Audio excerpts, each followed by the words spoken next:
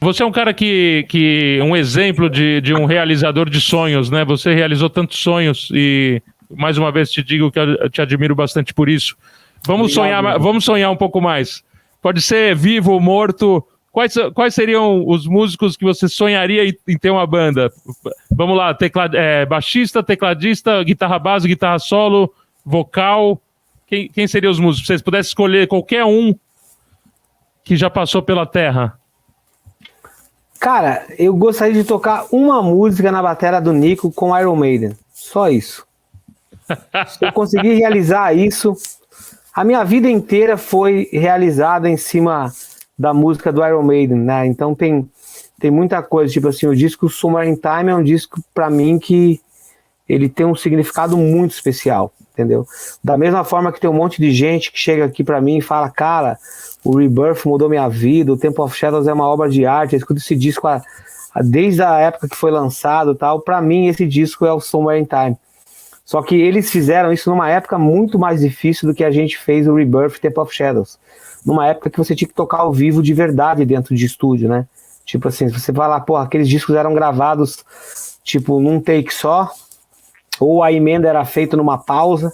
Ou cortava a fita. Cortava a fita. Mas a voz tinha que ser aquilo mesmo, né? O vocal não sofria, né? O Bruce Dickinson cantava daquele jeito e não tinha autotune, nada. Então você fala assim, meu, os caras merecem ter e ser o que eles são, entendeu? Por tudo que eles fizeram numa época que não existia, né? Se a gente for pensar que a turnê, o World Slavery Tour, que foi o que gerou o disco Life After Death, naquela época foi a maior turnê da história, né, da música, assim, foram 300 e poucos shows, né, 300 e poucos dias, entendeu?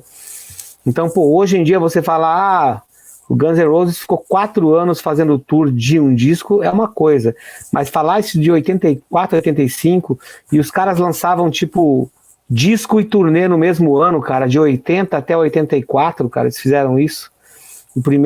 A primeira pausa que eles tiveram foi quando lançaram o Live After Death em 85, mas aí eles estavam fazendo shows ainda quase, e aí em 86 saiu Summer in Time, e depois, para fechar a década, teve o Seventh Son em 88 e o No Prayer for the Dying em 90. Então, como o Rod Smallwood fala, né, eu não sei, mas parece que os anos 80 a gente tinha mais tempo para fazer as coisas, porque hoje em dia você não consegue imaginar isso, puta, um disco inteiro e uma turnê de 100 datas no mesmo ano, é uma coisa que você fala assim, cara, acho que não vai dar tempo, entendeu? Se você pensar que os Beatles lançaram 13 discos em 7 anos... É surreal, né? É surreal. E ainda discos complexos que... primeiro eles faziam shows, aí depois os discos foram ficando mais complicados, pararam com os shows, mas era muito trabalho. Eu acho que as bandas... Não sei, como o Rod mesmo falou, né, sabiamente... A gente tinha mais... O dia durava mais tempo, não mais sei. tempo. E, cara, eu acho que era o seguinte, né? Antigamente era assim, a gente tem que fazer.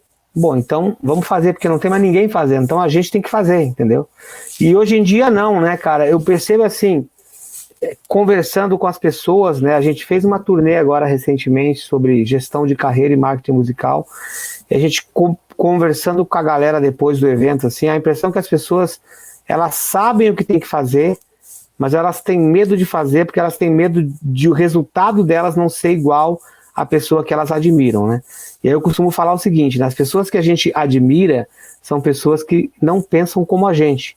Se elas pensassem como a gente não teria feito nada, entendeu? Então, assim, é simples, a gente admira as pessoas que fazem coisas de uma forma diferente da gente, por quê? Porque a gente não faria daquele jeito.